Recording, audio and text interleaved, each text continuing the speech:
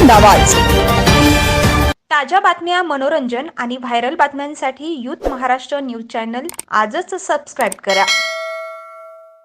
अत्यंत मुख्यमंत्र्यांना माझी नम्र विनंती आहे की सामाजिक समाज कल्याण खात्यातून जो फंड आहे तो अत्यंत अल्प दरात आहे असं जाहीर केलं जातं। सुशिक्षित वाटताना पैसे नाहीत असं डिक्लेअर केलं जातं। ज्या अमेरिकेला फॉरेनला जा शिकणारे जे विद्यार्थी आहेत त्या विद्यार्थ्यांना देण्यासाठी फंड अवेलेबल नसतो, पण ज्यावेळेस कुठली एखादी स्कीम आली तर त्याला सामाजिक खात्यातून डायव्हर्ट केलं जातं।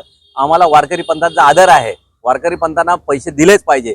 ज्याप्रमाणे अण्णाभाऊ साठे महामंडळ आहे, ज्याप्रमाणे माथाडी महामंडळ आहे, ज्याप्रमाणे बरेचसे मंडळ ह्यावेळेस काढलेले आहेत, त्याप्रमाणे एक वारकरी मंडळ काढून त्यांना स्वतः एक स्वतंत्र मंत्री देऊन त्यांच्या न्याय हक्कासाठी ते मंडळ काम करील अशा प्रकारचे कार्य केलं पाहिजे। पण आज जो उठतोय तो आमच्या खात्यातून पैसे डायव्हर्ट करतात आणि जी गोरगरिबांचा पैसा आहे तो गोरगरिबांना पोहोचत नसेल।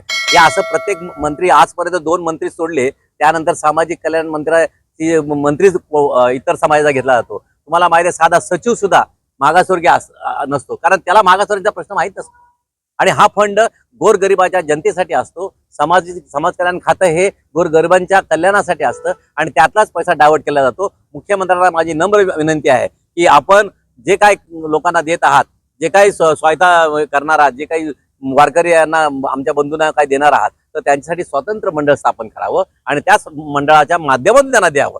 कारण समाज कल्याण 2 खातं असतं, एक स्वयंता संस्था आणि एक समाज कल्याण। मंत्र्यांकडे तो फंड डायव्हर्ट केला जातो। तर माझी मुख्यमंत्र्यांना आव्हान आहे की आपण त्वरित त्यांच्यासाठी मंडळ स्थापन करावं। वारकरी संप्रदाय हे आमच्या पंथातली लोक आहेत, त्यांचा आमचा आदर कायम असणार आहे। पण ज्यांना ते पैसे तुम्ही देणार आहात ते समाज कल्याण खात्यातून न देता ते तुम्ही कुठल्याही मंडळ स्वतः स्थापन करून त्यांना तिथून द्यावं, कारण हा गोरगरिबांचा समाज कल्याण आहे। यासाठी अपुरा फंड असतो, ते पूर्णत्वाला नेण्यासाठी आपण त्यांना न्याय द्यावा ही आमची अपेक्षा आहे।